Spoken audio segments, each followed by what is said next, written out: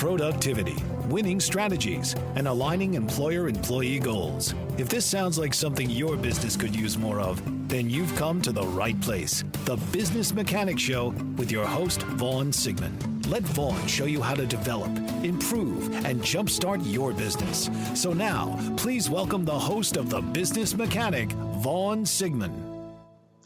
Welcome to the Business Mechanic Show. This is your host, Vaughn Sigmund, with a results-driven leadership where we help you move from manager to leader. We've got all the tools, the knowledge, and the resources you need to advance your career, advance your team, and just be better at being a manager and a leader. Today's show got prompted by one of my attendees this week at a training session. She was in her second month or so of training with me and her team. And thank you, Navina, for prompting me to do this show today. She and I were talking about DISC, her DISC profile. And she said, "Have you ever done a podcast on DISC? I want to go back and listen to it." And I had to stop for a minute. And all these years, no, I haven't. I haven't done a show talking about DISC, explaining DISC, the value of DISC, how DISC works, what it tells you, what it doesn't tell you. And so today, this is going to be a little longer podcast because I can get a little long-winded on this, but I'm going to go in a fair level of detail on what DISC, the DISC profile is. And with that, let's get started. So DISC, it starts with people are different. However, they're predictably different. And with DISC, it helps you understand, based on the dominance, influence, stability, and compliance, on those four scales, what your style is. Where do you fall and what blend is your DISC style? With that, and with the knowledge you're going to get with today's show, you're also going to be able to start recognizing the styles of others. And the real value of DISC is, once you know yourself and start recognizing it in others, is to be able to then understand how you might need to adapt a little bit in order to interact with others in the most beneficial way.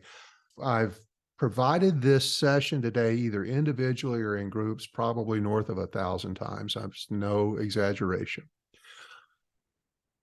And almost, and I can't think of a single time it wasn't, so I'm going to say every time, post this meeting, the participants in the discussion walk out with a fairly new outlook on their coworkers and themselves, on their boss and themselves.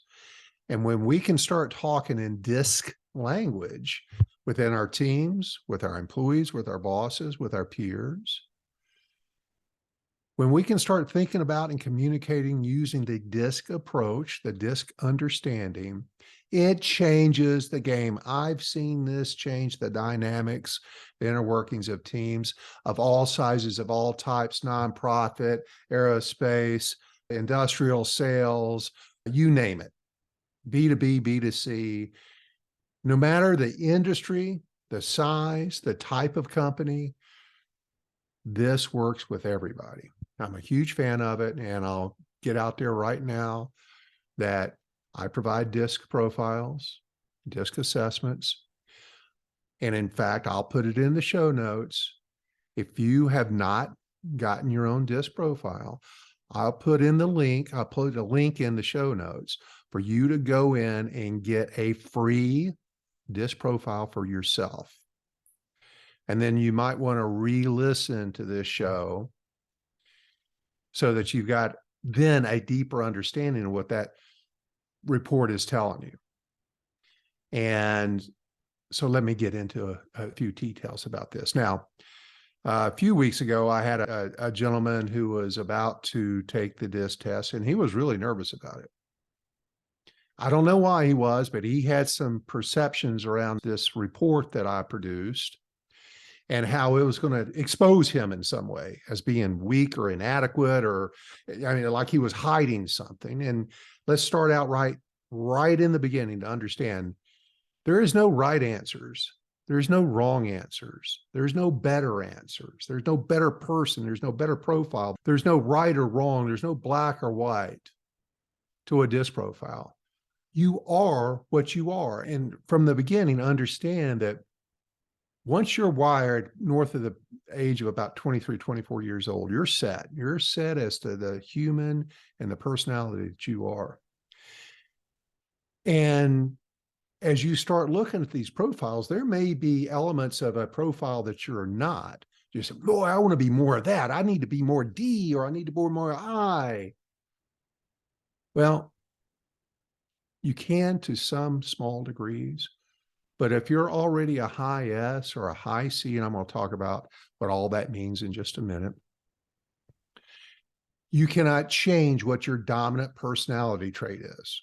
All the training, all the effort in the world cannot change that. You are who you are. But once you recognize how you're made up, and you can recognize this in others, you can adapt for short periods of time to become a little more of that if you put your mind to it, and then go back to your natural state. That's one of the tools. And I'm going to talk about that a little bit more. So there are basically 4 styles. And these 4 DISC styles are dominance, which is demanding. They're the doers, they're determiners. There's no quit in somebody on the DISC scale. That's a really high D. Their dominant score, their highest score is in the D, or the red bar on the graph that's on the pages. They're very quick deciders. They get stuff done, and they get it done quickly. And they're 3% of the population, because they're also D stands for disagreeable. They're very, very, very opinionated in the ways and the control they want to put on things, because they're going to get it done. More about that later. They're 3% because God saw in their wisdom that if I made any more of the population more than 3% Ds, we'd be fighting all the time. We'd be stepping all over each other. And I say that lovingly to all the Ds, and I happen to have a fair amount of D in me, so I'm also talking about myself.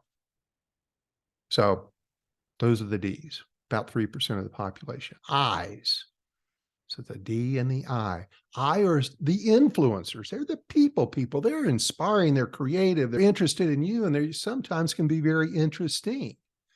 They're very interactive. They've never met a stranger.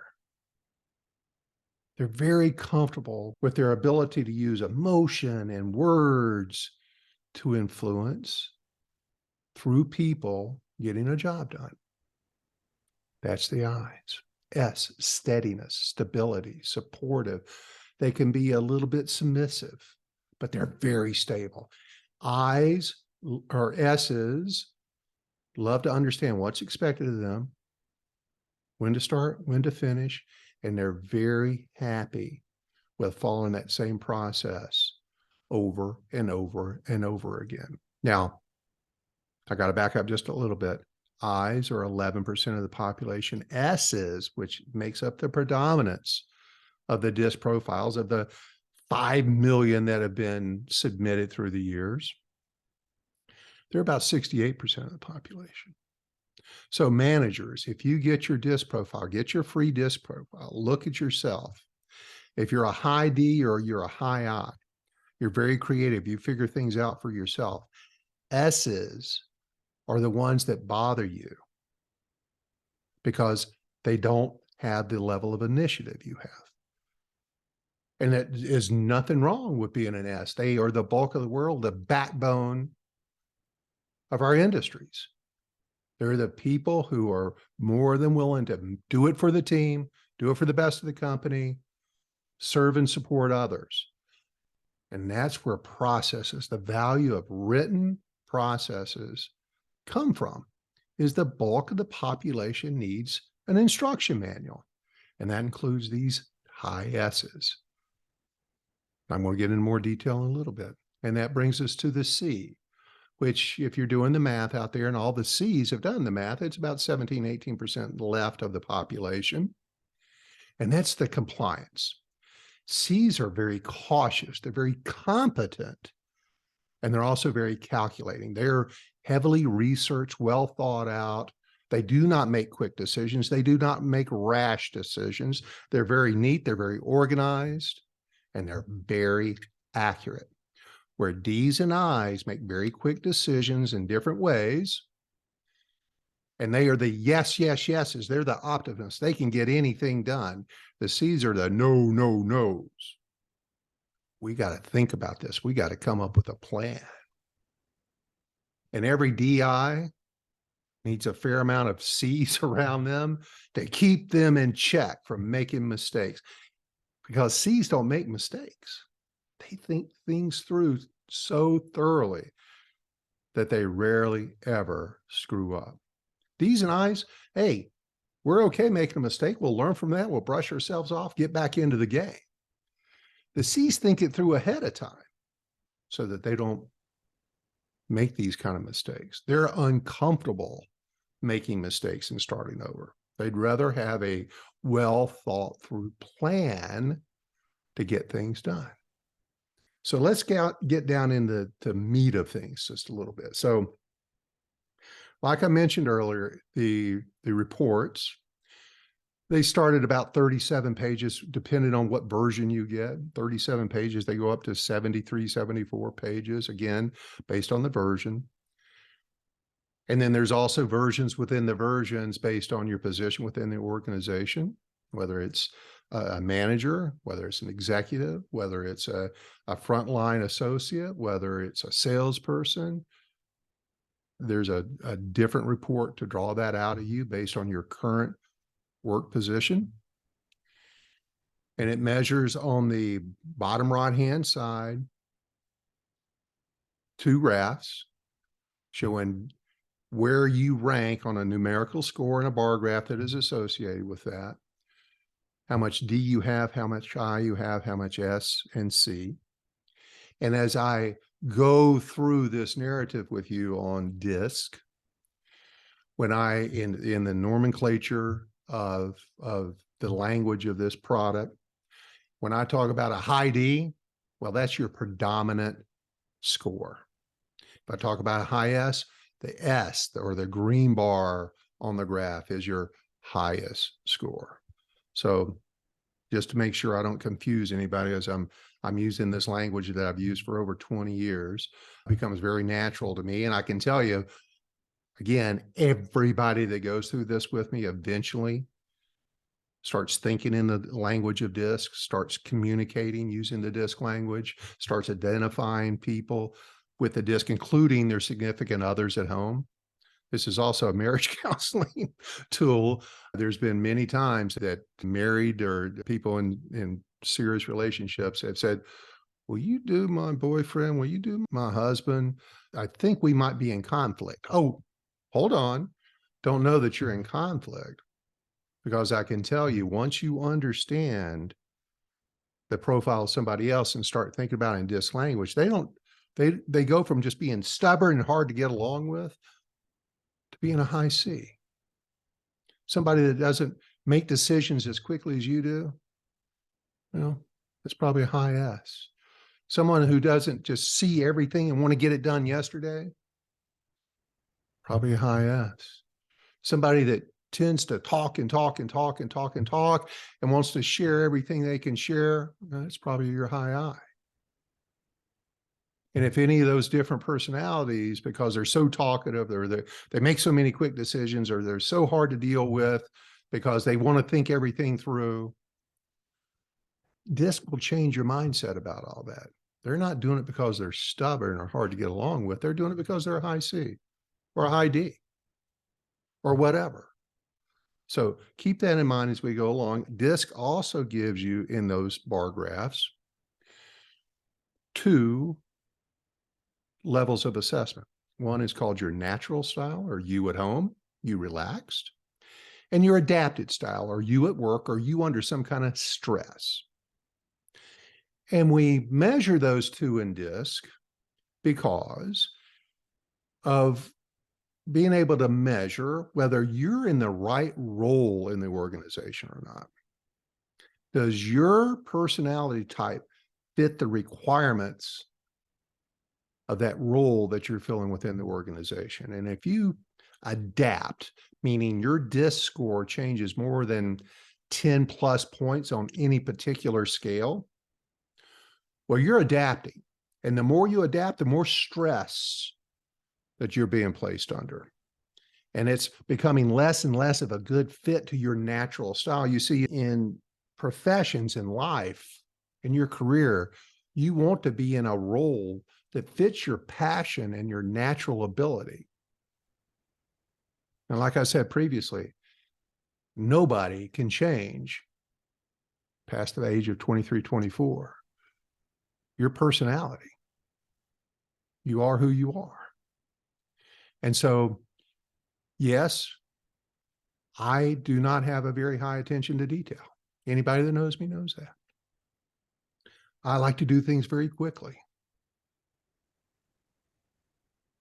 And that has gotten me in trouble a few times in my life.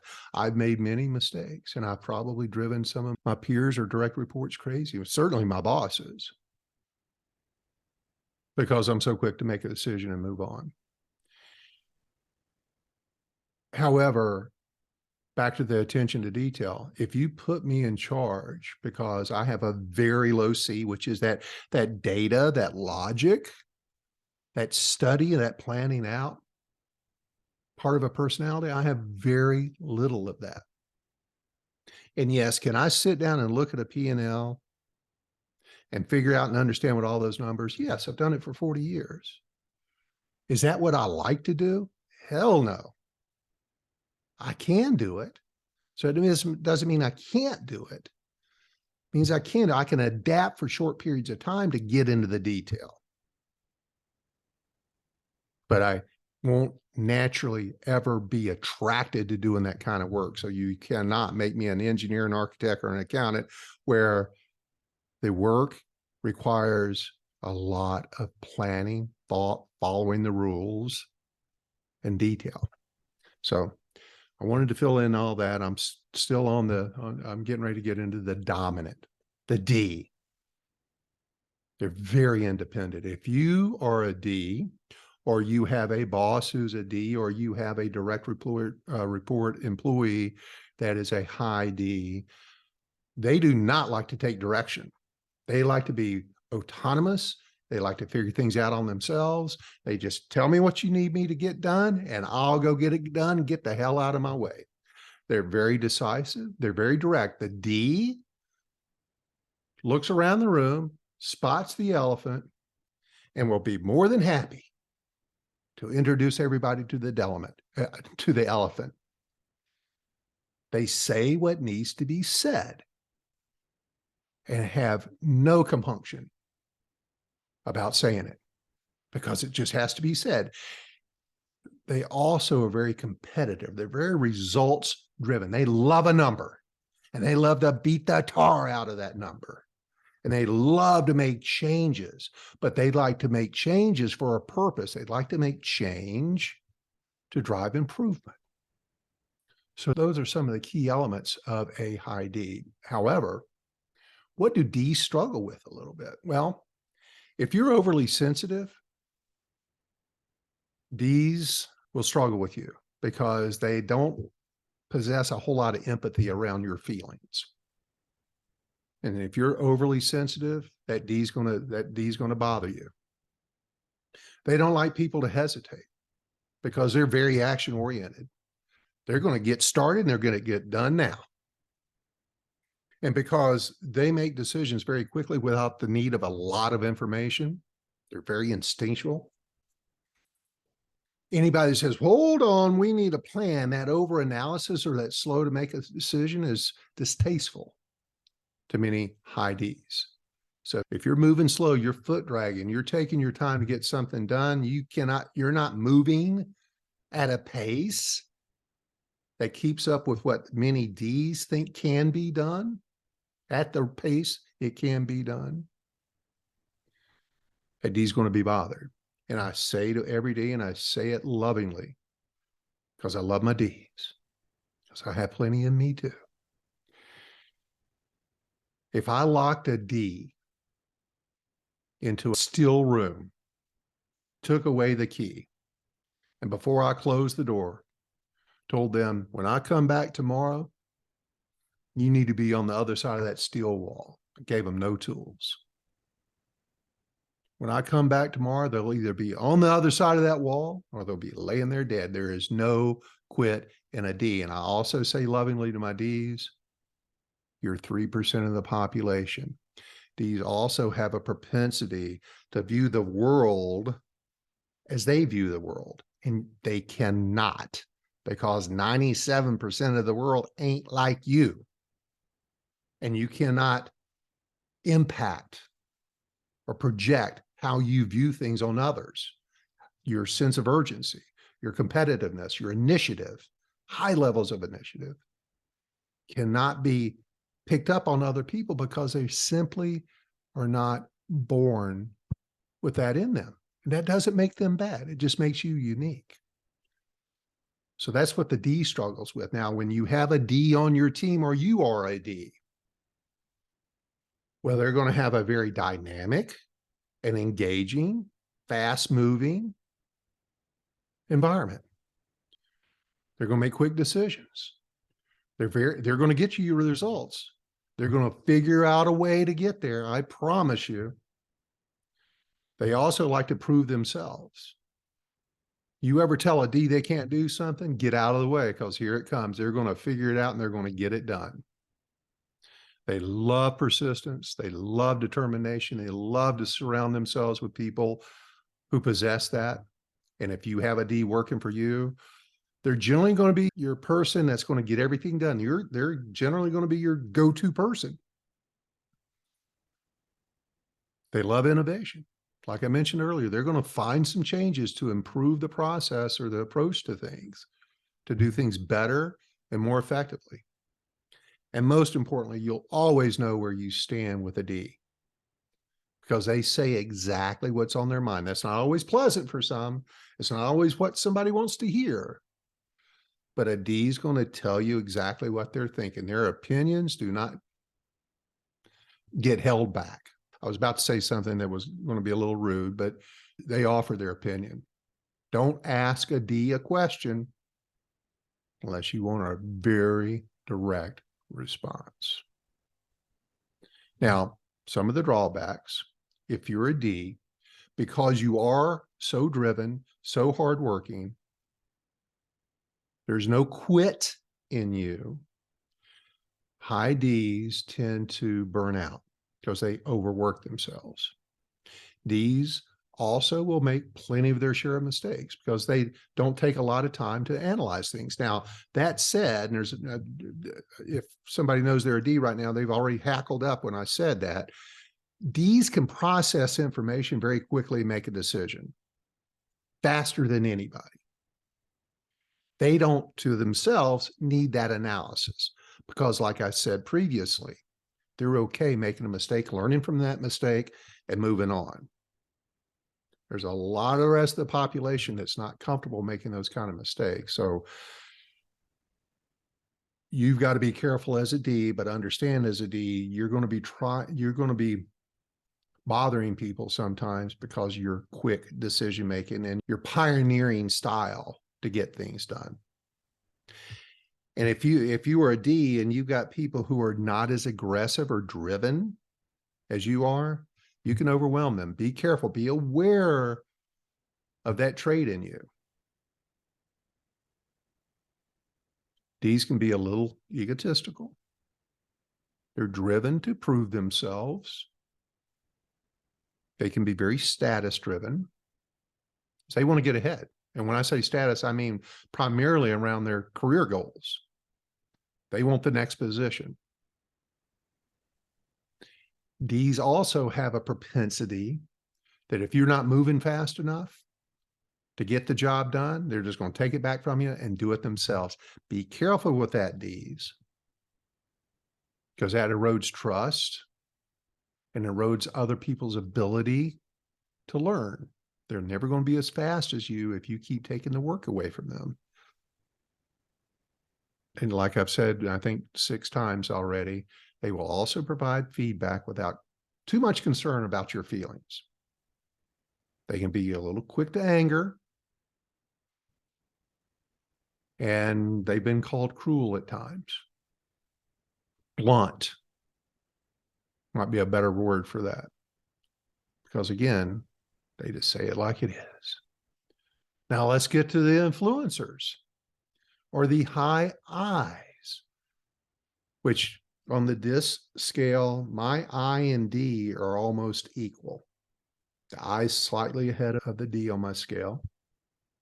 Have very little S, very little C, and we'll talk about them in just a little bit. So I'm a high ID, D being my second most dominant trait. So I can speak from authority on not only the D's, but the I's. And I's, who are the people, they're the influencers. They're very creative. They're creative in their thoughts, their solutions, and sometimes even their art. They're very enthusiastic, very optimistic. And they love to get things done through people. They love to collaborate, work with others. They solve problems within the organization by looking at the people part of it first, and how can we fix it that way. It's hugely valuable to many organizations. Now, as a high I, you're going to struggle with too many rules, because us I's, well, rules are really just a kind of a vague suggestion. We're okay breaking a few rules because, again, we're very pioneering. We'll test things out. Rules are just a kind of a suggestion to us. Because we are so optimistic, we'll just get started without thinking things through very well. I used the example of a piece of IKEA furniture that you brought home, and you got those 16,000 parts in the instruction manual. Can I get that done? Yeah, it'd probably take me 2 or 3 days, and I'll have to restart 17 times because I won't read those damn instructions. I might read the first page, and then I'm just going to start looking at pictures because I'm going to look for the quick way to get it done. And those instruction manuals, yeah, they bore the snot out of me. I'd much rather put my son, who's a very high C, on it, because he's going to pay attention to the details and do it right one time. He's going to read through the instructions. He's going to follow it step by step. I just make it up as I go along. So caution over analysis, because we are very impulsive, spontaneous. We also like to be liked. We have a deep need for others to show that they like us, that they accept us, because we're very emotional. We're very, not emotional as in highs and lows. We think through emotion with our heart, us high I's. And if somebody's a little introverted, very often our very first reaction to an introverted or shy person is, oh, they don't like us. Which is rarely the case. But that's how we'll initially respond to somebody that's a little introverted with us. When others are insensitive, because again, we do care about feelings, other people's feelings, as well as our own. If somebody's insensitive, that hackles us a little bit. That bothers us some. Now, if you are an I, or you start recognizing this people person, this talkative, outgoing, optimistic, creative, trusting person, well, the advantages of you or that person on your team is they're going to foster creativity. They're always going to be looking for ways to change. They don't change necessarily in the way that D's change. D's always do it for a intention or a purpose. I's just can't do the same thing every day, all day. They're going to change it up a little bit. They're going to try different methods because they bore very quickly with repetitive work. Hard for them. They're going to be the ones that are also going to be looking for the birthdays to bring the cake to. They're going to be the first one to sing the happy birthday song. They're also the boss or the person who likes to walk around and just start carrying on conversations with others. You know, I could drive the accounting department crazy as I go back and start carrying on a chat with them, well, they got work to do. They got their head down and they want to be nice because I was the boss. But they do like infrequent interaction, or they like very frequent interaction with others. So, and it's fairly informal. Very good at promoting ideas. They generally are very persuasive in their words and delivery of those words. You feel the enthusiasm from them. Like I mentioned earlier, they're very collaborative. They like to work together and be part of a team. And the interesting thing about eyes is eyes will be very happy to be second fiddle if somebody else takes the lead. They'll join that person, work right along with them. However, if they look around and nobody's taking charge, eyes going to step in there and take charge of things. And lastly, on the advantages of the eyes, they're going to create and offer a very warm and caring environment, because us eyes, we do care about people and their feelings a lot.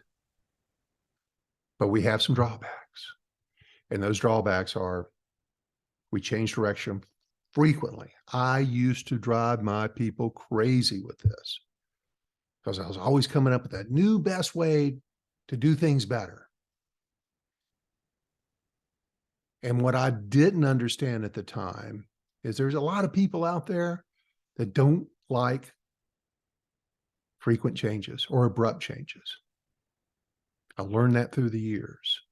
You got to be careful. We as eyes have to be very careful at the pace of which we make changes, the pace of which we change directions, change how people work, because that is very distasteful in the minds and the personalities of many of those around you.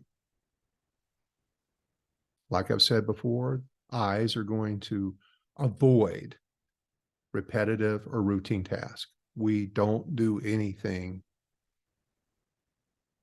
very much as a routine.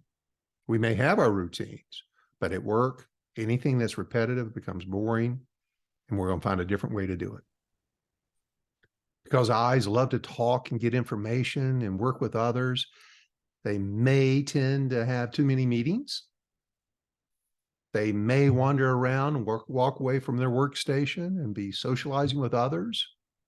They're the salesperson that goes and bothers the marketing team, the graphic artist in the marketing team, who's very head down, trying to create some beautiful new design, and the eye is just looking for somebody to talk to, and they may not take into consideration that you're bothering somebody else's work at the time.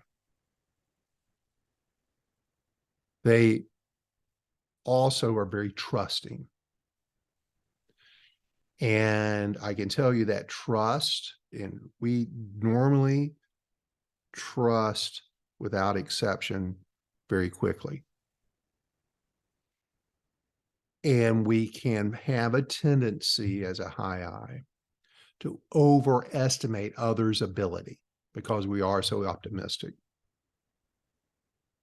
We also overestimate how we can influence others to get better at their jobs.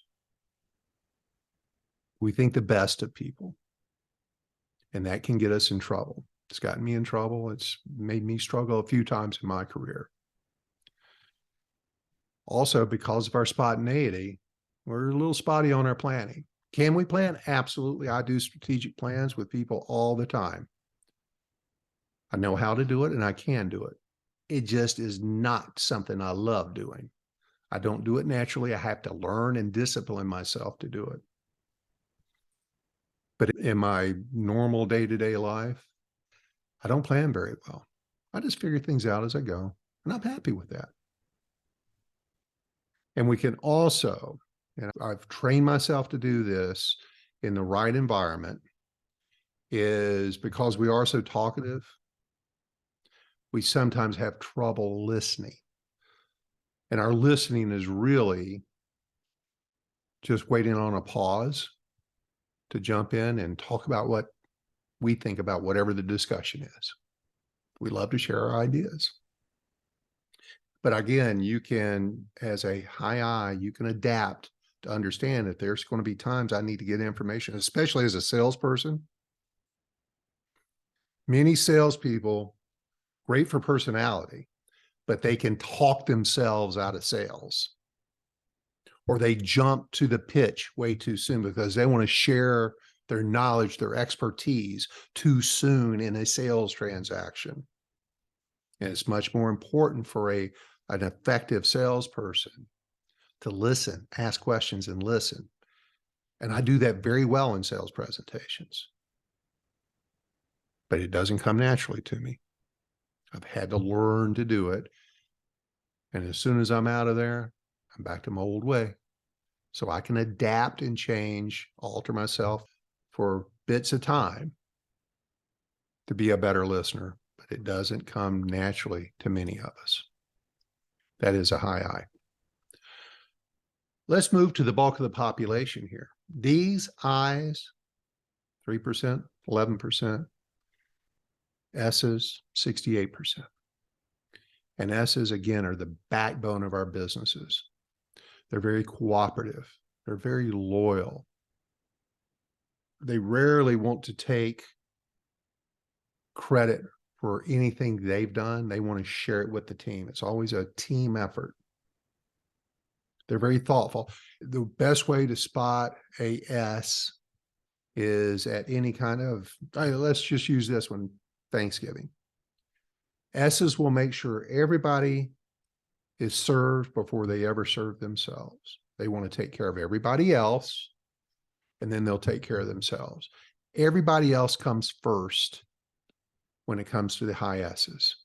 They're very team focused. They're very empathetic. They care a lot about others. So let me put this in as a analogy.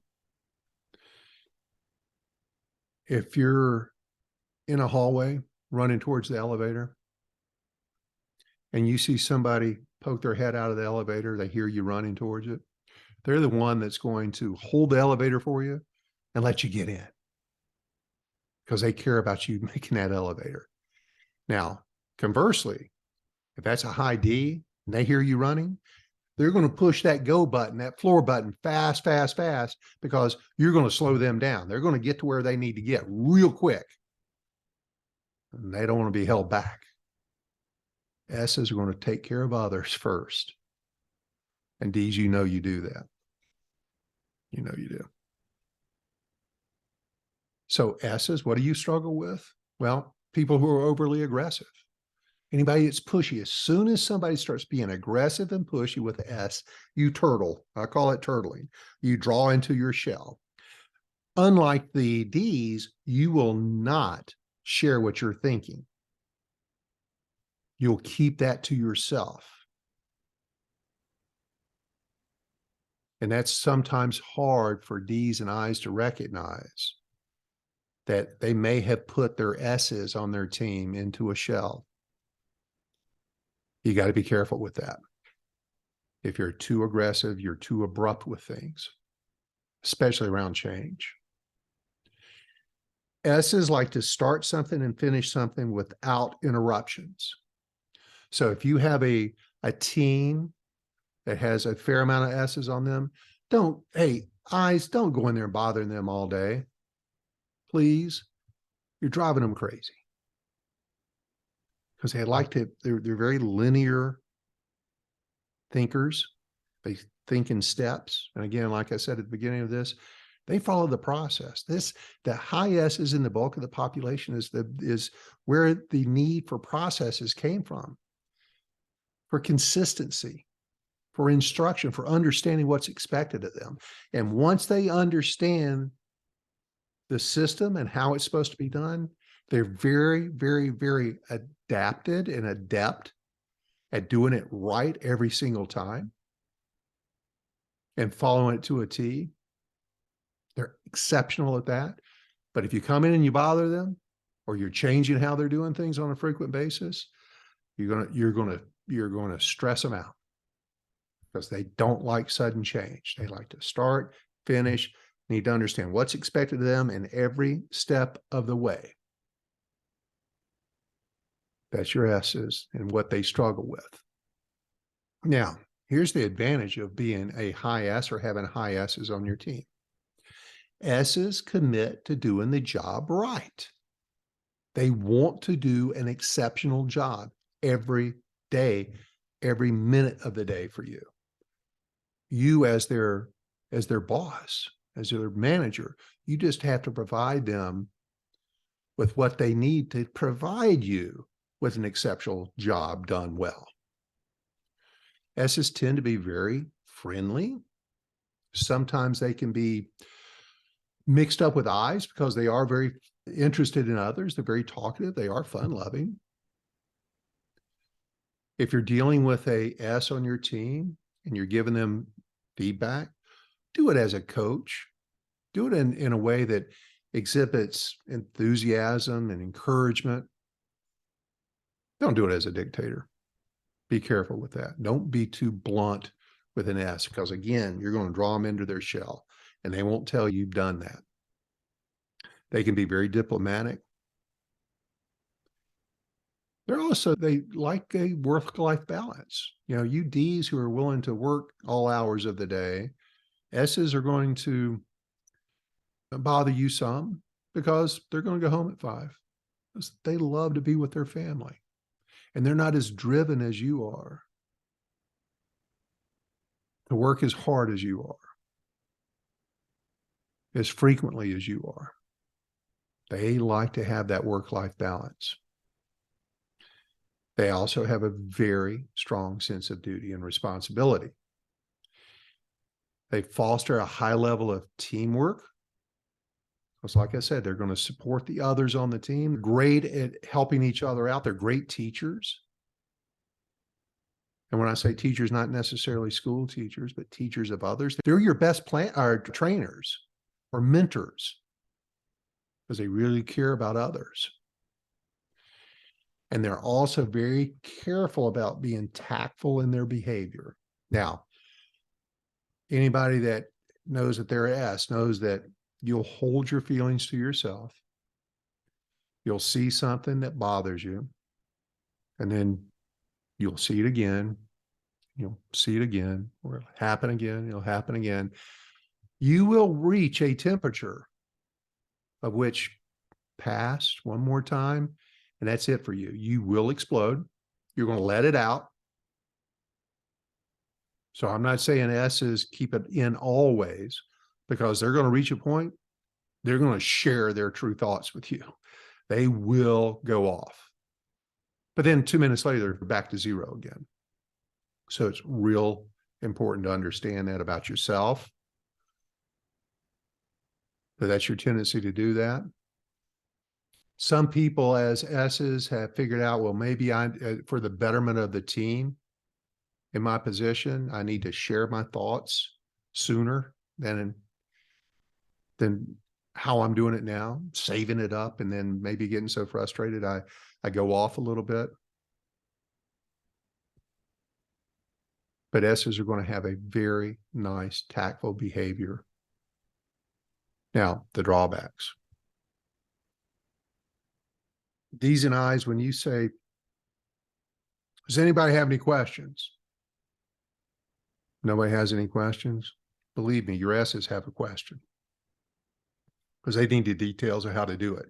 However, if you've not fostered or created an environment or culture that encourages them, makes it safe for the S's to ask questions, they're going to sit there and they're going to keep it to themselves, which often robs you of new ideas or new thoughts. And D's and I's, and even S's to some degree, if you have sat in a meeting, everybody agrees that's what we're going to go do. Any questions? Nope. We're good. And then you go out in a day or two or a week or two later and it's not being done. That's a signal that you are not creating the environment where S's can get it done, because S's won't tell you they disagree. They won't tell you they don't believe your way is going to work, and they'll passively just not do it. And when you ask them about it, say, I wasn't sure that was the right way to do it. And you're going to say, why didn't you come to me? Well, don't ask that question. They didn't come to you because they're an S. And you haven't created the environment, D's and I's, that allow them to come and ask those questions. Also, S's, listen, they're not as competitive as the D's and I's. And very often I have to temper the D's and I's on the ability or the drive of a member of the S who is very competent at what they're doing today. And they're also generally very happy with what they're doing today. They're not so motivated and driven to go the extra mile to get ahead. They're not that competitive. They want everybody to win. So keep that in mind. Don't try to push them. Don't want it more than they do. Recognize that. These are also very conflict avoidant. They will avoid situations giving feedback and instruction for fear of eroding or damaging relationships. They would rather spare the feelings than fix the problem. Because you've got to recognize that, because the problems won't fix themselves. The situations will not change unless you get involved and share what you think. And that's very hard for you to do. But if you're in situations from time to time that change needs to happen, somebody needs to change their behavior, change their performance. S is you make great support people. If you don't have enough D in you or I in you to be a little more aggressive, very often as a supervisor or a boss, you may be the most pleasant boss in the world, but you're going to have a difficult time growing your people because you keep a lot of thoughts to yourselves and you don't always give constructive feedback. You can sometimes be a little indecisive because you want to do the right thing. You don't want to make mistakes. You don't want to embarrass somebody else. So you might be a little slow to make a decision because that need for being right or hurting somebody else's feelings gets you wrapped up. It makes you fairly passive or procrastinating.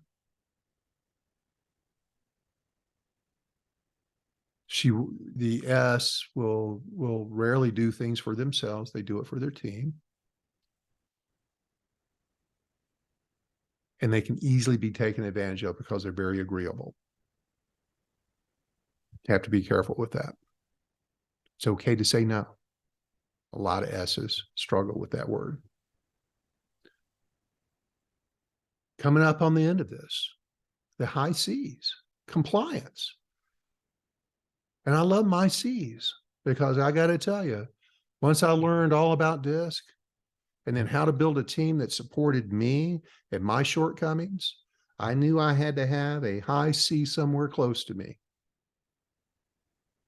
Because for all my lack of planning and my spontaneity, the C's could slow me down and keep me from making mistakes and getting myself in trouble. C's are very driven for accuracy, very complete. They think things through and they complete everything with a high attention to detail. They're always to your meeting 5 minutes early. I'm telling you, when I have a live training session, or even a virtual training session, I always know my C's because they're there 5 minutes early. And in fact, here's another analogy. If you're in a line of traffic going down the freeway, there's an exit coming up. And the high I, come barreling up next to you. And all of a sudden, oh, there's my exit. I need to get over. The C, I'm going to turn my signal on. That C's not going to let me over because you know what they're thinking? You should have planned better, Vaughn. They're going to get up on that bumper. They'd rather take a dent than let you in. Should have thought about it. very much on time, very dependable, very accurate. That's the beauty of the C's. Now, the C can struggle with anybody makes mistakes. And I say this pretty honestly. Most high C's don't make mistakes. In fact, they will rarely make a decision or make a move until it is completely thought out. And if you've ever heard of the paralysis by analysis, that's your C's. They'd rather not make a decision than make a wrong decision and make a mistake. They're very logical. C's are black and white. Very, very logical. Now, D's and I's, you will struggle with your C's because you think and drive things with emotion and enthusiasm. The C's, that's all lost on them. If you're trying to convince a C of something, you've got to do it with data, with facts, with figures. You can't do it with words. You got to do it with proof. So if you got a boss, D's and I's, that is a high C, if you're trying to get something done, something changed, get something for yourself and change the mind of your boss, that's the high C. You got to do it with data, facts, and figures. If it's a peer, if it's an employee, if you're a salesperson and you're trying to present a product or a service to a high C, you got to bring data with you and you got to have facts, and they've got to be provable facts because these C's are going to check you. They're going to research you. And if you just kind of sort of researched it, they're going to catch you. And let me tell you, C's naturally are very distrusting. It's very hard and it takes time to win the trust of a C. If you're accurate enough, if you're straightforward enough times, they will let you into their circle of trust.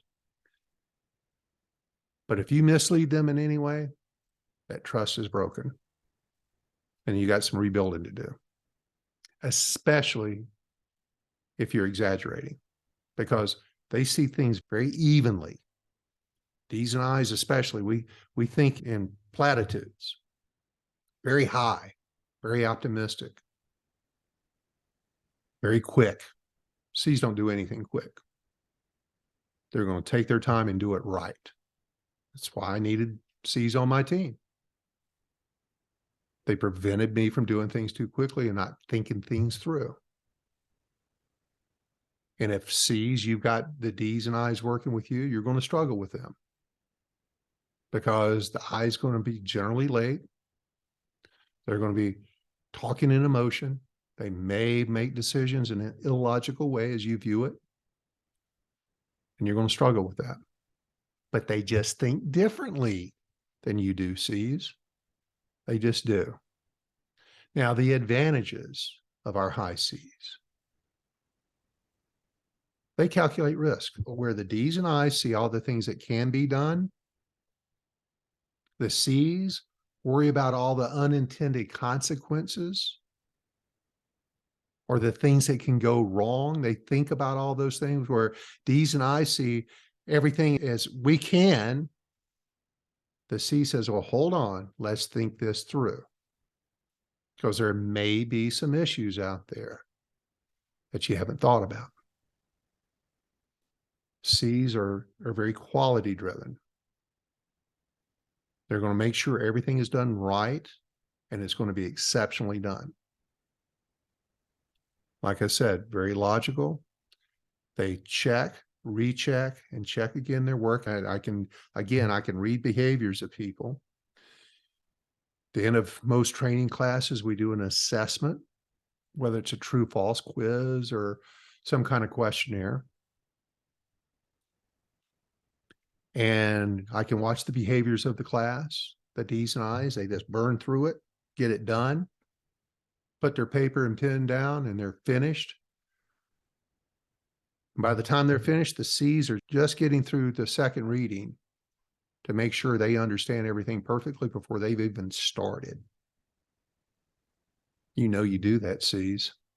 And God bless you for doing it.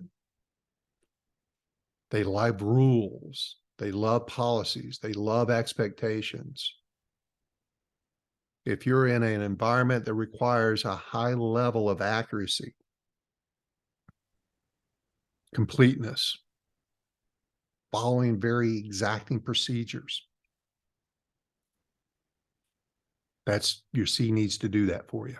They're going to thrive in that environment. And the goals that they provide, they set, are going to be very well defined, maybe to an extreme sometimes. Now, the drawbacks, C's overanalyze, and they may miss opportunities due to their excessive caution. They're also fairly introverted, most are. You can always spot a C's office because it's very neat. It's very clean. There's nothing out of place. There's not a lot of clutter on their desk. You can't see my desk. It's under this camera. It doesn't look like that. There may be a few papers laying around here. But they're very, very quiet, thought out. And they don't have a bunch of highs and lows. They're not going to show a bunch of energy and excitement. And if you come and talk to a C, it needs to be for a purpose. They just don't like a lot of small talk. They don't like interruptions. So you need to have a purpose. If you're going to go into a C's office, or a C, if somebody comes into your office, they need to know that. That's the beauty of DISC, is if my whole team takes a DISC profile and they know that I'm a C, now they know those are one of my rules of engagement. So I'm not being rude by closing the blinds and locking the door. That's just what a C does. C's are also very blunt because they're to the point and very accurate. They're not always going to worry about other people's feelings. So they can come across as a little cold, a little cynical. They're always going to be a little doubting. But that's their nature. That's not just them being stubborn and hard to get along with. That's how they're built. And thank God we have them. Planes will be dropping out of the sky all the time for the people who build, design, and fly those planes.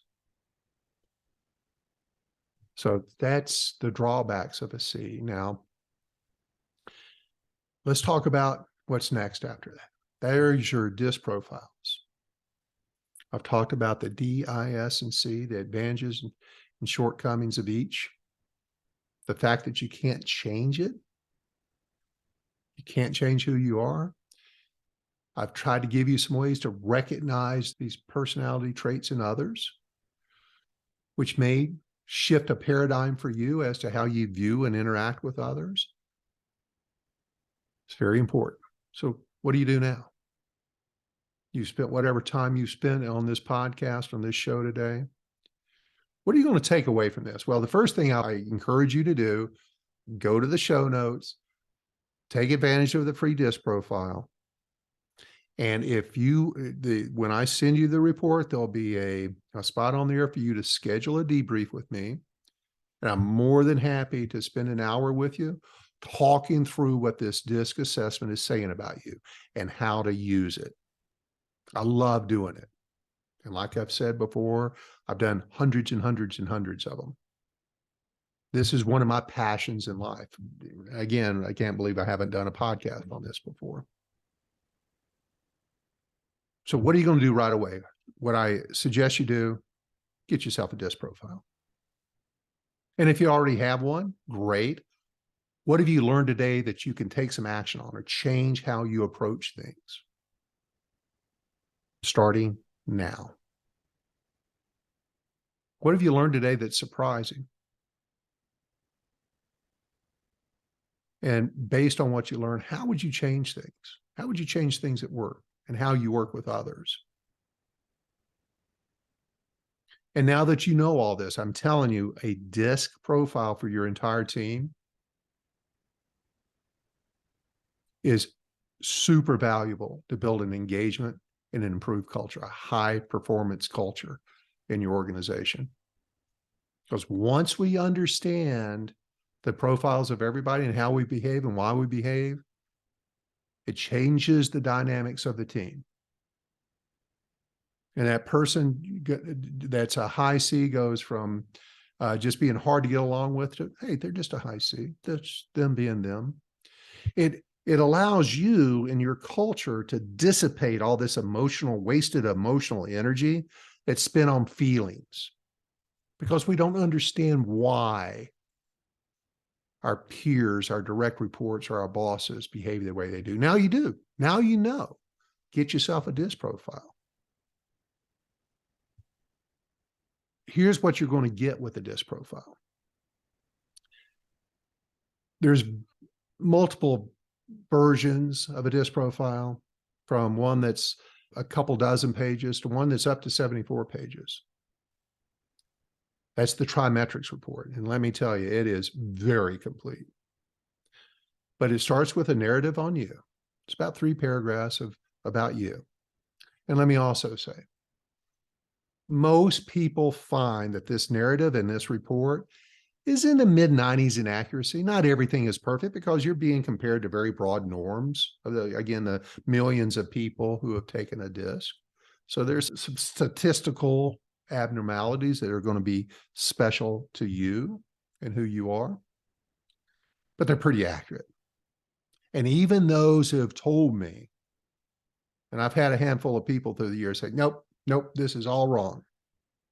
As I've walked them through the report in the debrief, they were reading it in a way that they were misconstruing. Some of the words and the verbiage in the DISC report can be taken inaccurately as what it's really saying. And that's why you want to do a debrief with me, because I can explain the verbiage and the terminology there. So it's a very complete report. It's got a narrative on you. One of the nice things it has in there is communication tips for you. It gives you a tip if you're communicating with a D, I, S, or C. 3 tips of how to go and approach them. If I'm dealing with a D, I need to go in with bullet points, quick. Don't bore them with details. Get the hell out of there. If I'm communicating with a C, I need to go in with data, facts, figure, logic, proof. And with the C, I don't want to be giddy. I don't want to be all emotional. I don't want to waste time with a bunch of small talk, because C's have things to do. They need you to get the hell out of their lives so they can get back to work. I say that lovingly. So you get your communication tips in there. And there's a ton of information on that. It's going to talk about your strengths. It's going to share your strengths to the organization and your value to the organization. It's also going to share with you some of your weaknesses or your shortcomings that you need to be aware of, some of your time wasters that you need to take into consideration. It's all about awareness and some things that you might be able to change and adapt to slightly that will improve your performance at work. And the thing that it's one of the last pages in the report is the Success Insights Wheel, which is a beautiful tool for promotions and benchmarking for new hires and promotions. It's making sure if you're making a decision on the hire promotion of somebody, that they fit the right profile for that role. It's fairly complicated. I'd have to do a whole nother hour of how to read the Success Insights Wheel. We'll do yours with you and explain what all that means, how it's graphed, how it's measured, where it comes from. So thank you all very much for listening to the Business Mechanic Show today. I trust you learned something. I trust you'll take advantage of my free DISC offer. And I look forward to talking to all of you again real soon.